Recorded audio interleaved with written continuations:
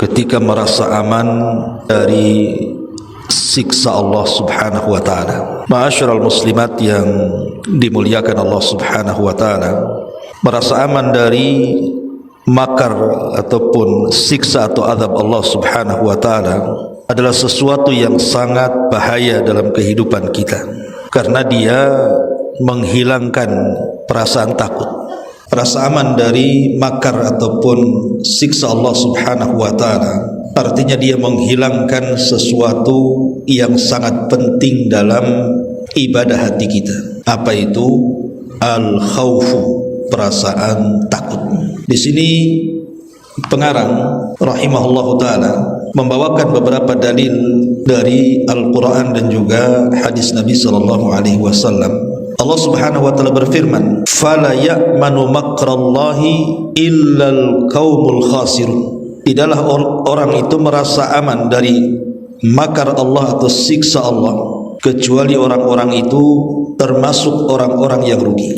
Ayat ini, Bu, sebelumnya adalah ayat bicara soal kaum-kaum umat terdahulu. Dari surah Al-A'raf ayat 99 ini, kalau Ibu baca ayat-ayat sebelumnya, itu bicara tentang azab-azab yang Allah Subhanahu wa taala turunkan kepada umat-umat sebelum kita, di mana Allah Subhanahu wa taala menceritakan tentang kisah Nabi Allah Hud alaihi salatu wassalam yang diutus kepada kaumnya yang bernama kaum Ad.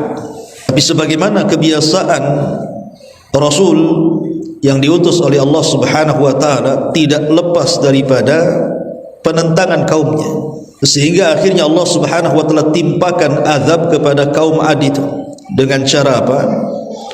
Dengan cara diangkat ke langit, kemudian dibentur-benturkan di langit selama 7 malam 8 hari, baru kemudian ditimpakan kembali ke bumi seperti tunggul-tunggul kurma, kata Allah. Kemudian setelah lewat masanya kaum Ad yang diutus kepada mereka Nabi Allah Hud alaihi salam, maka Allah Subhanahu wa taala menceritakan tentang kisah kaum Tsamud yang diutus kepada mereka. Kaum Tsamud ini seorang nabi yang digadang-gadangkan dalam kaumnya itu menjadi pemimpin mereka, Nabi Allah Saleh alaihi salam. Tapi ketika Nabi Allah Saleh diangkat menjadi nabi, justru kaumnya malah ingkar. Keingkaran kaumnya inilah menjadikan Allah Subhanahu wa taala turunkan azab kepada mereka. Mereka dibinasakan bergelimpangan di rumah-rumah mereka dengan satu teriakan Jibril alaihi salam. Kemudian setelah lewat kaum Tsamud, Allah Subhanahu wa taala menceritakan kaum Madian yang kebiasaan mereka curang dalam berdagang. Mereka suka mengurang-urang takaran, mengurang-urang timbangan, mengurang-urang meteran dan begitu seterusnya. Akhirnya kemudian Allah utus kepada mereka Nabi Allah Syuaib alaihi salam. Lagi-lagi kaum Madian kufur kepada seruan Nabi Syuaib. Akhirnya Allah azab mereka. Kemudian setelah itu Allah Subhanahu wa taala ceritakan kisah Nabi Allah Lut, kisah kaum Sodom, kaum yang melakukan dosa yang belum pernah dilakukan umat sebelum dan sesudahnya. Berbagai macam kerusakan, salah satunya yang berkaitan dengan seksual, penyimpangan seksual, muncul homoseksual, lesbi dan begitu seterusnya. Akhirnya Allah Subhanahu wa taala turunkan azab kepada mereka dengan dihujani batu dan diangkat negerinya ke langit, kemudian dihempaskan kembali, dan kita lihat hari ini menjadi laut mati. Baru setelah itu Allah Subhanahu wa taala berfirman. Apa firman Allah Subhanahu wa taala? Allah Subhanahu wa taala mengatakan, "Afa amina ahlul qura an ya'tiyahum ba'suna bayatan wa hum naimun." Awa amina ahlul qura an ya'tiyahum ba'suna duha wa hum yal'abun. Afa aminu, di sini baru masuk ayatnya, afa aminu makrallahi fala ya'manu makrallahi illal qaumul khasirun. Maka apakah penduduk negeri itu merasa aman dari siksa Allah Subhanahu wa taala yang datang kepada mereka di malam hari ketika mereka sedang tertidur? Ataukah penduduk negeri itu merasa aman dari siksa Allah yang datang pada mereka di pagi hari, sedangkan mereka sedang bermain-main? Kemudian Allah mengatakan, atau apakah mereka merasa aman dari siksa Allah subhanahu wa ta'ala yang datang tidak terduga? Tidaklah orang yang merasa aman dari siksa Allah kecuali orang-orang yang rugi. Ma'asyiral muslimat yang dimuliakan Allah azza wa jalla, sehingga kalau kita melihat tartib surah Al-A'raf yang menceritakan tentang umat-umat yang dihancurkan karena pembangkangan mereka kepada Allah dan Rasulnya, dan mereka merasa aman dari azab Allah subhanahu wa ta'ala, kemudian Allah katakan di sini, apakah penduduk negeri itu merasa aman dari siksa Allah yang datang di waktu duha, di waktu malam tidak terduga, menunjukkan bahwa aman dari siksa Allah itu mengundang azab. Hakikatnya mereka sedang mengundang azab Allah subhanahu wa ta'ala. Lihat di sini Allah subhanahu wa ta'ala, kalau mengirim azab itu rata-rata Allah subhanahu wa ta'ala turunkan di saat manusia tidak memiliki persiapan untuk tobat. Karena Allah subhanahu wa ta'ala mengatakan, afa amina ahlul qura an ya'tiyahum ba'suna bayatan wa hum naimun. Apakah penduduk negeri itu merasa aman dari siksa kami, kata Allah, yang datang kepada mereka di malam hari? Malam hari tempat orang tidur kan. Dan rata-rata kita lihat musibah di negeri kita ini datangnya kapan? Malam. Gempa, tsunami, dan begitu seterusnya. Rata-rata di malam hari. Sementara malam hari itu manusia tidak sedang terjaga, mereka sedang tertidur. Atau walaupun seandainya kemudian ditimpakan di siang hari, maka Allah subhanahu wa ta'ala katakan, awa amina ahlul qura an ya'tiyahum ba'suna dhuhan wa hum yal'abun. Atau apakah penduduk negeri itu merasa aman dari siksa kami, kata Allah, yang terkadang kami datangkan di waktu duha sementara mereka sedang bermain-main. Karena waktu duha itu, orang kan sibuk dengan dunia. Yang ke pasar ya ke pasar, yang punya kantor ke kantor, yang punya ladang ke ladang, yang punya jalan ya kerja di jalan. Rata-rata waktu duha itu waktu orang mengejar dunia, orang sedang lalai. Tiba-tiba kemudian Allah subhanahu wa ta'ala datangkan azab sekonyong-konyong kepada mereka. Ataupun walaupun seandainya tidak datang di malam hari, tidak juga datang di waktu duha, apa kata Allah? Afa aminu makrallah. Ataukah mereka merasa aman dari makar Allah yang datang tidak terduga? Boleh jadi mungkin dia keluar di siang hari atau sore hari, tahu-tahu dia tertabrak mati, tahu-tahu ada musibah besar mati, tahu-tahu sedang di laut tenggelam, dan begitu seterusnya. Dan Allah subhanahu wa ta'ala akhiri dengan firman-Nya, fala ya'manu makrallah illal qaumul khasirun. Orang yang tidak merasa aman dari siksa Allah itu hakikatnya mereka orang yang rugi. Ma'asyiral muslimat yang dimuliakan Allah subhanahu wa ta'ala, orang-orang yang merasa aman dari makar Allah subhanahu wa ta'ala ini macam-macam penyebabnya. Tetapi intinya bahwa orang yang merasa aman dari makar Allah itu, mereka adalah orang-orang tertipu. Mereka kira mereka bisa membuat makar kepada Allah. Mereka tidak paham bahwa makar Allah lebih hebat dibandingkan makar mereka.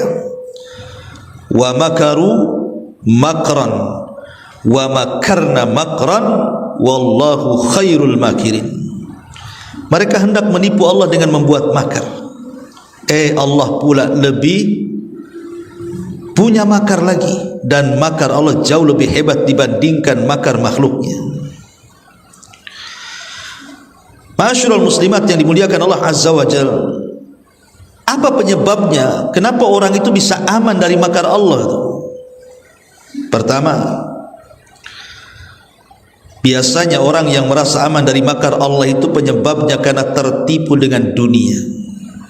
Mereka tertipu dengan dunia, sibuk mengejar dunia, lupa akhirat. Akhirnya kemudian Allah timpakan azab kepada mereka. Dan itu difirmankan dalam Al-Quranul Karim, di mana Allah Subhanahu wa taala berfirman tentang orang-orang yang mereka lupa bahwa di langit itu ada Tuhan yang mengawasi mereka. Apa kata Allah? Falamma nasu ma dzukkiru bihi fatahna alaihim abwaba kulli syai'in hatta idza farihu bima utu akhadnahum baghtatan fa idza hum mublisun. Dalam surah Al-An'am ayat 44 Allah katakan, maka apabila mereka lupa terhadap apa yang telah diingatkan kepada mereka, lupa dengan Quran, lupa dengan hadis, lupa dengan Islam, lupa dengan nabinya, lupa dengan akhirat. Ketika mereka dilupakan tentang urusan akhirat, justru kami bukakan kepada mereka pintu-pintu dunia. Disukseskan jualannya, disukseskan bisnisnya, banyak keuntungannya melimpah. Bukannya bersyukur, malah kufur. Maka Allah katakan, apabila mereka sudah senang dengan apa yang telah diberikan Allah kepada mereka dari dibentangkan dunia ini, akhadnahum baghtah, disitulah kami akan datang dengan azab yang tiba-tiba. Lihat kisah Qarun. Al-Quran itu bukan kitab sejarah, walaupun ada sejarah dalam Al-Quran, tapi Al-Quran itu kitab ibrah, kitab pelajaran dan kitab hidayah. Ketika Allah Subhanahu wa taala menceritakan Qarun, bukan berarti kisah Qarun selesai sampai Qarunnya mati, tapi akan ada Qarun-Qarun yang menggantikan Qarun-Qarun Musa. Walaupun tidak sekaya Qarun Musa, tapi akan ada orang-orang sejenis Qarun. Qarun ini sebenarnya dia awalnya orang baik, Bu, orang soleh. Ada yang mengatakan orang soleh kalau kita melihat kisah Israiliyat itu. Bahkan disebut munawwir karena dia pakar pembaca Taurat. Jadi kalau dia membaca Taurat itu indah suaranya, diundang ke sana kemari untuk membacakan Taurat. Itu Qarun, Bu. Itu lagi miskin-miskinnya tuh si Qarun tuh. Akhirnya kemudian dia datang kepada Nabi Musa alaihi salatu wassalam, minta supaya Allah membentangkan rezeki kepada dia. Maka oleh Nabi Musa diajarkanlah Ismul Azam, nama-nama Allah yang agung, yang dengannya siapa yang berdoa dikabulkan dan siapa yang meminta diberi. Akhirnya kemudian lambat laun waktu pun berjalan, Qarun akhirnya Allah bentangkan kekayaannya seluas-luasnya.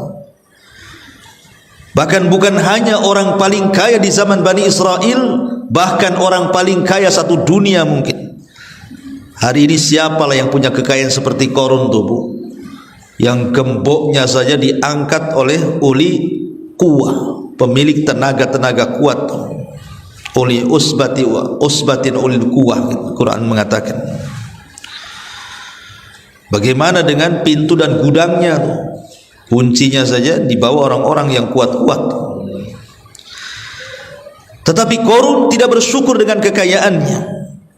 Dulu dia miskin, kemudian kaya, tidak bersyukur dengan kekayaannya. Merasa aman dari makar Allah. Ketika datang syariat zakat, kemudian Nabi Musa pun mengutip zakat kepada orang-orang kaya, salah satunya Qarun. Qarun pun mengelak seolah-olah kekayaan itu bukan datang dari Allah karena perantara Nabi Musa. Qarun hanya mengatakan, innama utituhu min ilmin indi, katanya. Enak saja Musa ngutus-ngutus orang ambil zakat saya, katanya. Ini kekayaan aku dapat hasil jerih payahku. hasil kecerdasanku, hasil kepiawaianku, hasil keulunganku dalam mencari kekayaan.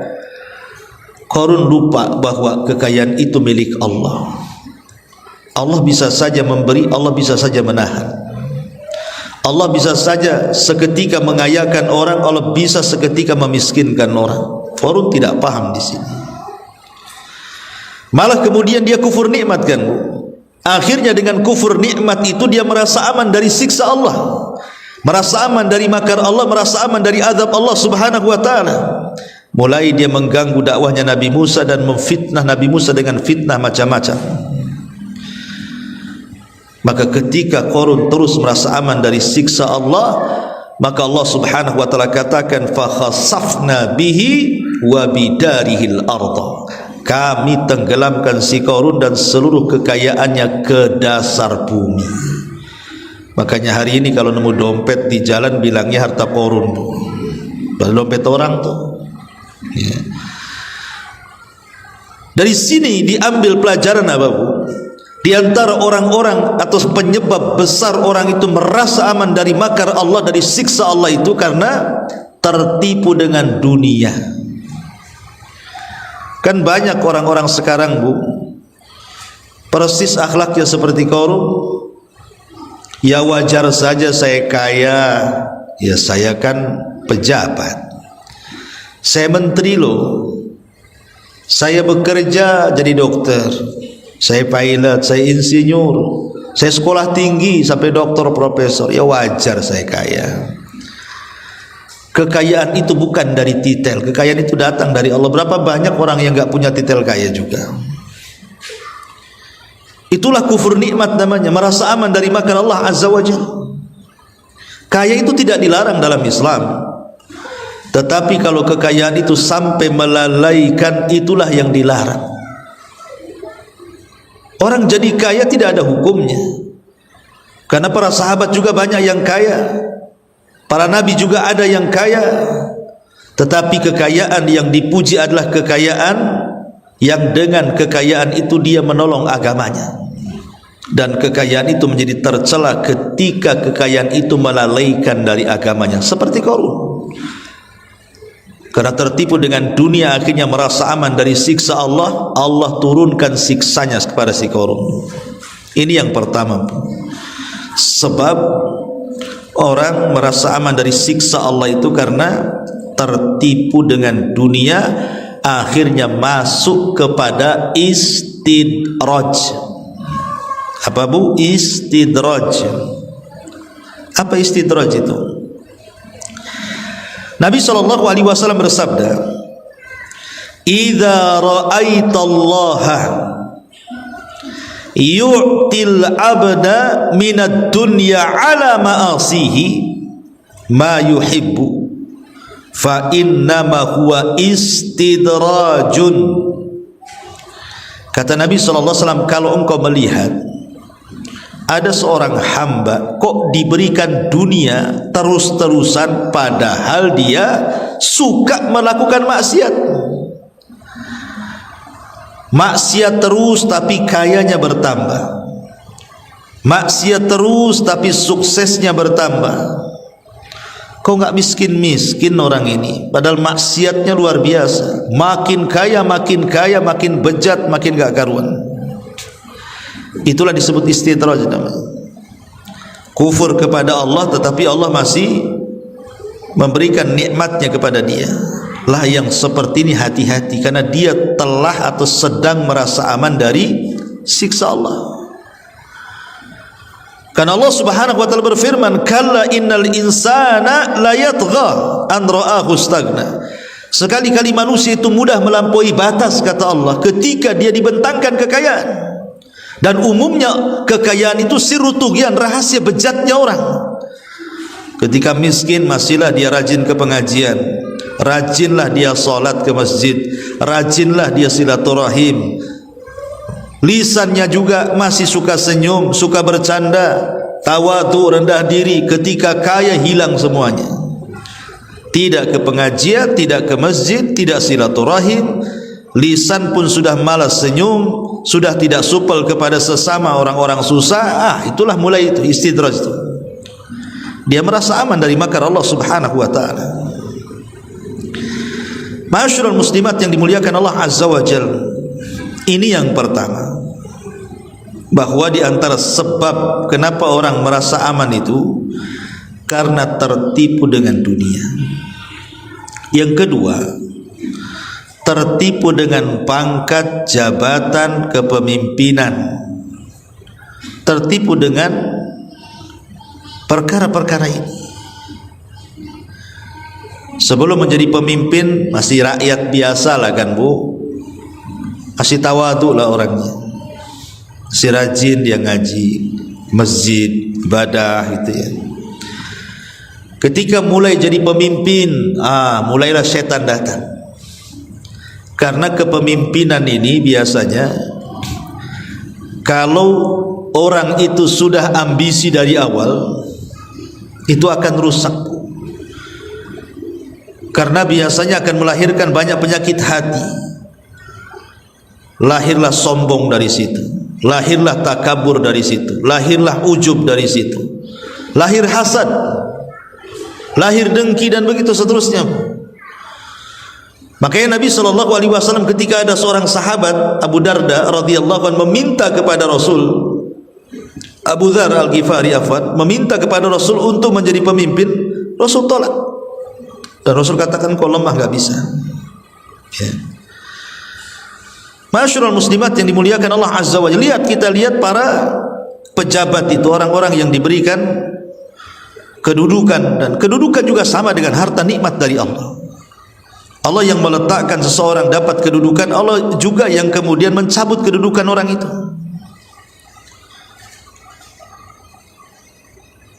Ketika kemudian kita melihat dalam Al-Quran kisah Fir'aun umpamanya, Raja Mesir yang konon katanya jasadnya itu dimumikan di Mesir, dan ada yang berpendapat itulah Ramses yang kedua tuh, yang dikatakan Fir'aunnya Musa. Lihat bagaimana kecongkakan seorang Fir'aun yang Allah katakan idhab ila fir'auna innahu tagha. Pergi kau Musa kepada Fir'aun, dia melampaui batas. Ya, karena terkadang para pemimpin-pemimpin yang Allah takdirkan menjadi pemimpin itu terkadang kalau tidak beriman itu jadi melampaui batas. Dia akan sikat sikut kanan kiri gitu ya, terjang sana sini. Yang penting kepemimpinannya tidak diambil orang, bahkan bisa dia bunuh orang. Lah mereka tertipu dengan kepemimpinan. Kepemimpinan itu kan amanah dari Allah Subhanahu wa taala, harusnya kan dijaga. Harusnya dengan alat itu dia bisa berdakwah, mengajak manusia ke jalan seperti Dzulqarnain. Dia habiskan untuk berdakwah ke arah timur, barat, utara, dan selatan tuh. Walaupun Al-Quran menyebutkan 3 arah, tapi lihat bagaimana Dzulqarnain mengajarkan kepada kita hari-harinya dipenuhi dengan dakwah ilallah, berdakwah kepada Allah. Nah, itu yang benar tuh. Tapi lihat Qarun, lihat Namrud, lihat Dzunwas atau para penguasa-penguasa tempo dulu, karena kebejatan mereka merasa aman dari siksa Allah dan makar Allah, mereka pun menolak ajakan Allah dan Rasulnya. Apa yang terjadi? Allah azab mereka. Na'udzubillah.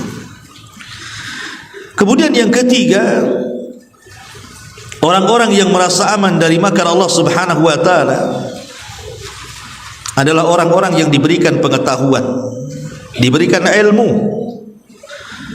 Terkadang sombong dengan ilmunya, Bu. Seperti siapa dalam Quran? Seperti Bal'am ibn Ba'urah, yang Allah mengatakan watslu alaihim naba'al ladzina atainahu ayatina fansalakha minha. Katakan ya Muhammad, ceritakan tentang kisah seorang laki-laki yang Allah anugerahkan ilmu pengetahuan dari Allah. Dialah Bal'am ibn Ba'urah kalau kata ahli tafsir. Lihat Bal'am bin Ba'urah merasa paling tinggi ilmunya, Akhirnya kemudian didatangi oleh para tokoh-tokoh di kaumnya dengan iming-iming jabatan dan harta. Akhirnya hilang pengetahuannya, dia kufur dan melawan Nabi Musa dan Bani Israel. Orang cerdas Balaam bin Ba'urah itu, tapi bisa kufur, tertipu dengan kecerdasannya. Ma'asyiral muslimat yang dimuliakan Allah Azza wa Jalla, atau penyebab yang lain, tertipu dengan kesehatan. Waktu sakit aja ingat Allah, bertasbihlah dia, bertahlillah dia, bertahmidlah dia. Ibu lihat kan, kalau orang sakit ke rumah sakit atau ada saudara kita yang sakit itu, kan banyak-banyak zikir, takut mati dia. Itu lagi sakit kan Bu. Adalah yang berakal sedikit ya kan, mereka maulah kemudian sholat karena takut mati, berzikir karena takut mati kan. Walaupun banyak juga yang ketika sehat bejat, waktu sakit lebih bejat lagi. Tapi banyak orang-orang tertipu kan Bu, ketika sakit arah gitu kan, kemudian dokter melarang tidak boleh ini dan tidak boleh diulangi itu umpamanya kan. Wah, berangan-angan bercita-cita dia, nanti aku kalau sembuh nggak mungkinlah aku balik lagi ke maksiat itu. Gara-gara maksiat itulah aku jadi begini. Itu lagi sakit ngomong begitu. Tiba-tiba Allah sembuhkan penyakitnya, balik lagi ke maksiatnya coba. Itu kan merasa aman dari makar Allah namanya. Tertipu dengan kesehatan. Padahal kesehatan itu datang dari Allah. Dia tidak paham bahwa setelah sehat itu pasti ada sakit lagi. Karena tidak mungkin orang itu sehat terus, tidak mungkin orang itu sakit terus. Pasti ada giliran sehat, pasti ada giliran sakit. Wa tilkal ayyam nudawiluha bainan nas. Namanya hari itu kan diputar-putarkan. Ataupun penyebab orang merasa aman dari makar Allah itu karena banyak pengikutnya. Banyak pengikutnya. Nah, ini kan masalah nih. Orang-orang yang merasa aman dari makar Allah itu karena merasa pengikutnya banyak, anak buahnya banyak, karyawannya banyak, sehingga dia sombong dengan banyak pengikut itu. Seperti kisah Ashabul Jannataini itu. Kisah dalam surah Al-Kahfi ketika menceritakan kisah dua orang pemilik kebun. Yang satu kufur nikmat, yang satu syukur nikmat. Yang kufur nikmat ini merasa bangga dengan banyaknya pengikut di hadapan kawannya yang syukur nikmat itu. Akhirnya apa? Allah azab ladangnya. Ma'asyiral muslimat yang dimuliakan Allah Subhanahu wa taala, dan banyak lagi orang-orang yang merasa aman dari makar Allah ini. Tapi yang jelas bahwa jangan sampai kita merasa aman dari makar Allah, karena konsekuensinya berat. Ketika kita merasa aman dari makar Allah, dikhawatirkan Allah Subhanahu wa taala menimpakan azabnya sementara kita belum ada persiapan untuk itu. Maka apa obatnya supaya kita ini merasa lebih dekat dengan Allah, tidak merasa aman dari makar dan siksa Allah? Apa caranya? Bagaimana caranya? Ma'asyiral muslimat yang dimuliakan Allah Subhanahu wa taala, pertama Bu, tanamkan perasaan takut. Tanamkan perasaan takut kepada Allah Subhanahu wa taala. Karena begini Bu ya, kita tahu bahwa takut itu adalah satu ibadah yang diperintahkan oleh Allah Subhanahu wa taala, fala takhafuhum wa khafuni. Jangan takut kepada mereka, tapi takutlah kepadaku. Seorang mukmin apabila dia melihat sebuah dosa, maka seolah-olah dia duduk di samping gunung yang mau meletus, kata Nabi. Jadi seorang mukmin itu kalau melakukan dosa itu seolah-olah qa'idun tahta jabalin yakhafu an yaqa alaihi. Coba cari gunung yang sedang erupsi lah, yang mau meletus gitu kan. Udah dikasih tahu tuh sama BMKG, jangan dekat-dekat gunung itu, nanti meletus. Ntar lagi meletus bu. Kira-kira ibu kalau dapat kabar seperti itu, ibu sedang duduk di bawah gunung, pasti takut kan, pasti lari. Lah itulah kata Rasul permisalan seorang mukmin apabila dia melihat dosa-dosanya seperti ia duduk di pangkal gunung, ia khawatir gunung itu akan menimpanya. Makanya dia lari karena ketakutan dengan gunung itu, sebagaimana lari ketakutan dari dosa yang akan mengakibatkan azab. Karena dosa itu, orang yang duduk di bawah gunung paling tinggi karena letusan gunung mati kan bu. Tapi orang yang melakukan dosa, kalau dia mati di atas dosa, bukan hanya sekedar mati, ada azab yang menunggu dia di neraka, naudzubillah. Tapi lihat bagaimana orang fajir. Orang fajir itu kata Rasul, yara dhunubahu kadubab marra ala anfihi faqala bihi hakadha. Tetapi orang jahat, orang fajir gitu ya, apabila melihat dosa itu tidak takut. Melihat dosa itu seperti melihat lalat yang hinggap di hidung, ditepas kemudian pergi lalat, datang lagi, ditepuk lagi, datang lagi, nggak ada takutnya. Seperti umpamanya orang melakukan maksiat kemudian ditegur oleh Allah, setelah kemudian sembuh, ngelakuin lagi maksiatnya, ngelakuin lagi, terus-terusan dia terus-terusan, tidak akan takut lagi dengan Allah Azza wa Jalla. Itulah sifat orang fajir itu, hilang takutnya. Maka orang yang menanamkan perasaan takut, maka itu obatnya supaya kita tidak meremehkan, merasa aman dari makar Allah Subhanahu wa ta'ala. Karena para ulama salaf mengatakan, la tangdur ila sigharil khati'ati walakin dur ila azamati man ta'si.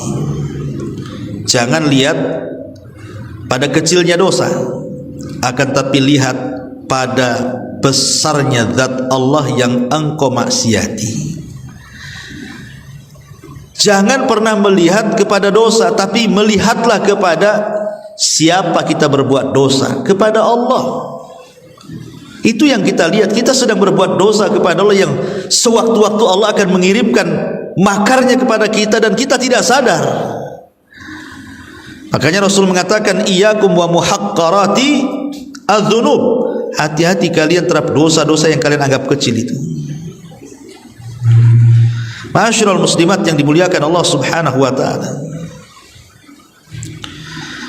Ini diantara ilajnya, diantara obatnya adalah tanamkan perasaan takut. Yang kedua, obatnya adalah an yukthiral muslim min mutala'ati nususil wahyaini allati tatahaddas an wa'dillahi wa wa'idihi wa targhibi wa tarhib. Cobalah kita ini banyak membaca sejarah-sejarah, baik yang dicantumkan dalam Quran, baik sejarah yang dicantumkan dalam hadis. Lihat sejarah-sejarah umat dulu yang di muqaddimahi tadi saya jelaskan. Lihat kaum Ad yang diazab Allah, lihat kaum Tsamud yang diazab Allah, lihat kaum Madian yang diazab Allah, lihat kaum Sodom yang dianggap Allah, yang diazab Allah. Lihat perkara-perkara itu. Kenapa mereka sampai diazab? Kenapa mereka sampai disiksa? Tidak lain dan bukan karena mereka merasa aman dari siksa Allah kan, sehingga mereka berani menentang Nabi dan menentang Allah dan Nabinya. Maka dengan melihat kisah-kisah itu kemudian kita jadikan ibrah bahwa kalau orang merasa aman dari makar Allah, bisa saja kemudian datang azab Allah secara tiba-tiba. Itu menyadarkan kita, Bu, dari sini jangan pernah aman dari makar Allah Azza wa Jalla. Kemudian juga an yastashiral abdu annahu la yadri aghufirat sayyi'atuhu wa qubilat hasanatuhu amla. Hendaklah seorang hamba itu berfikir, dia kan tidak tahu apakah kesalahan-kesalahannya akan diampuni ataukah kebaikan-kebaikannya akan diterima? Kan tidak tahu. Orang kan tidak tahu, Bu. Lalu kenapa bisa merasa aman dari makar Allah? Sekarang logikanya, kalau seandainya orang itu mati tiba-tiba, apa orang yang mati tiba-tiba itu merasa dia bisa mempertanggungjawabkan di hadapan Allah, siap tanggung jawab dengan mengatakan bahwa pasti Allah akan menerima dia, pasti Allah Subhanahu wa taala akan memaafkan kesalahannya? Siapa yang tahu? Kita tidak tahu. Kalau kita tidak tahu bahwa solat kita, puasa kita, ngaji kita ini siang ini diterima amalannya oleh Allah atau tidak, kan kita tidak tahu. Kita cuma hanya berharap saja, mudah-mudahan ibadah kita diterima. Tapi kita tidak bisa memastikan ibadah kita itu diterima atau tidak. Lah karena kita tidak tahu perkara-perkara seperti ini, maka jangan pernah merasa aman dari makar Allah. Bahkan lebih daripada itu, kita tidak tahu takdir kita apa, dan kita tidak tahu akhir kehidupan kita seperti apa. Su'ul khotimah kah, husnul khotimah kah? Kita tidak tahu. Kalau tiba-tiba sekonyong-konyong Allah Subhanahu wa taala mengadab, menurunkan azabnya, apakah kita termasuk orang-orang yang mati syahid umpamanya, kan, ketika bekerja kemudian terkena runtuhan mati?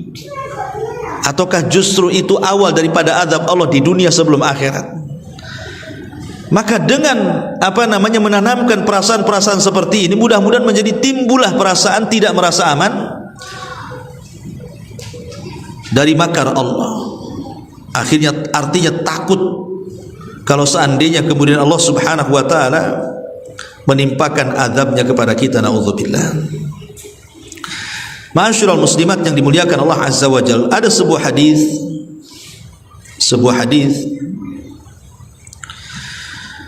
dari Abdullah bin Abbas radhiyallahu anhuma. Abdullah bin Abbas radhiyallahu anhuma,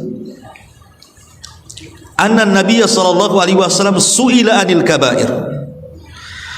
Nabi ditanya soal dosa besar. Maka Nabi SAW mengatakan, asyirku billah wal ya'su min rauhillah wal amnu min makrillah. Dosa besar itu ada 3, kata Rasul. Menyekutukan Allah alias syirik, putus asa dari rahmat Allah, dan kebalikan yang nomor 3, merasa aman dari makar Allah. Kesyirikan, putus asa dari rahmat, merasa aman dari makar Allah. 3-tiganya dosa besar, bahkan lebih besar daripada hanya sekedar dosa besar. Makanya tadi sudah saya singgung, merasa aman dari murka Allah termasuk dari dosa-dosa besar. Dan itu juga dikatakan oleh seorang sahabat namanya Abdullah bin Mas'ud radhiyallahu an, di mana dia mengatakan, akbarul kabair asyirku billah wal amnu min makrillah wal qunut min rahmatillah wal ya'su min rauhillah. Di antara dosa besar, kata beliau, berbuat syirik, merasa aman dari murka Allah, merasa putus asa dari rahmat Allah, dan putus harapan dari ampunan Allah Subhanahu wa taala. Ma'asyiral muslimat yang dimuliakan Allah Azza wa Jalla, kalau kita bentangkan sedikit, termasuk di antara orang yang merasa aman dari siksa Allah itu adalah ketika orang merasa aman dengan keimanan. Ibu jangan pernah merasa aman dengan iman, dengan Islam. Bisa saja orang itu keluar dari iman, bisa saja orang itu keluar dari Islam tanpa sadar.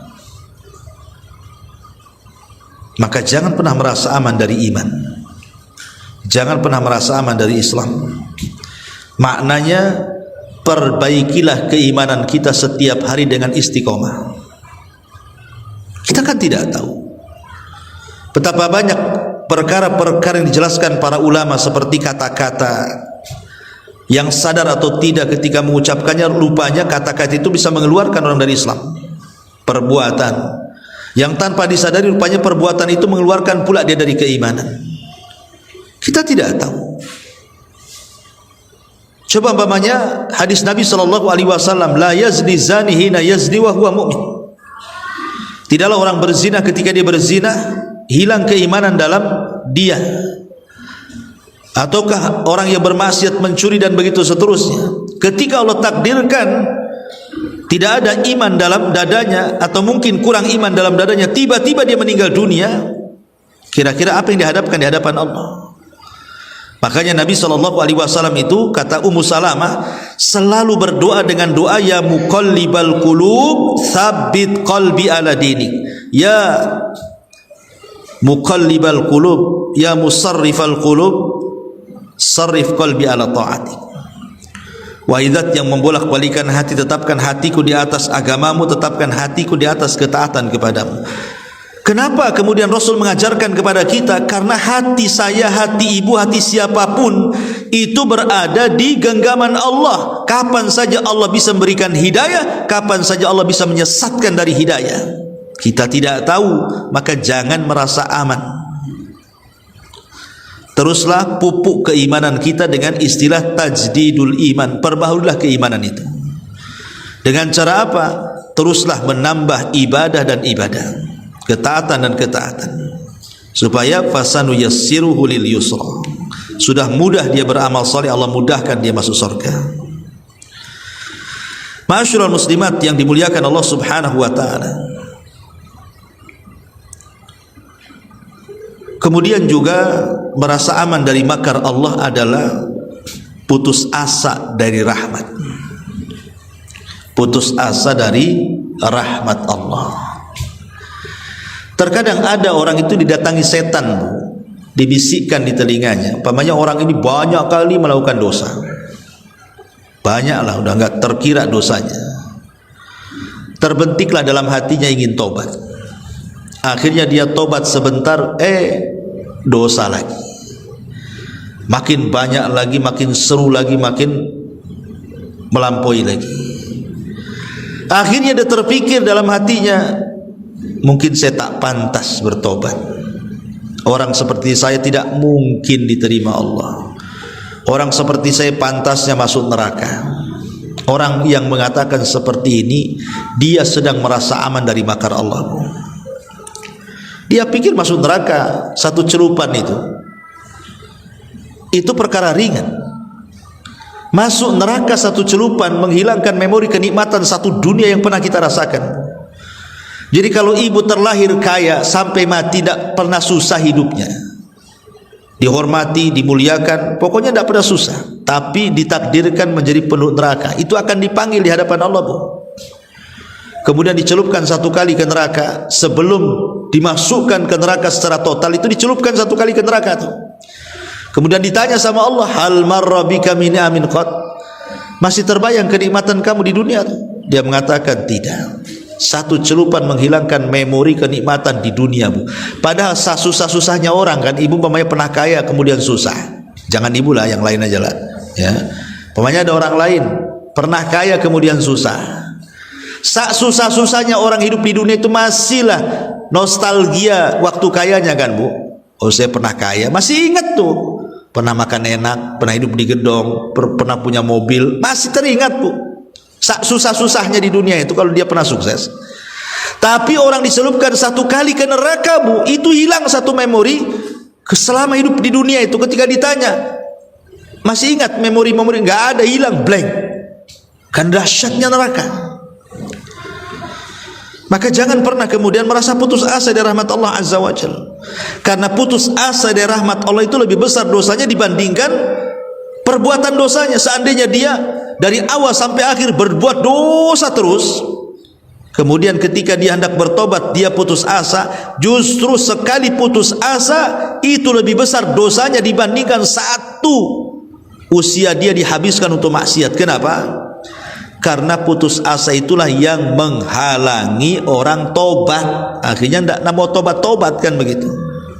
Makanya dia dikategorikan orang yang putus asa dari rahmat Allah ini sebagai orang yang merasa aman dari makar Allah Subhanahu wa ta'ala.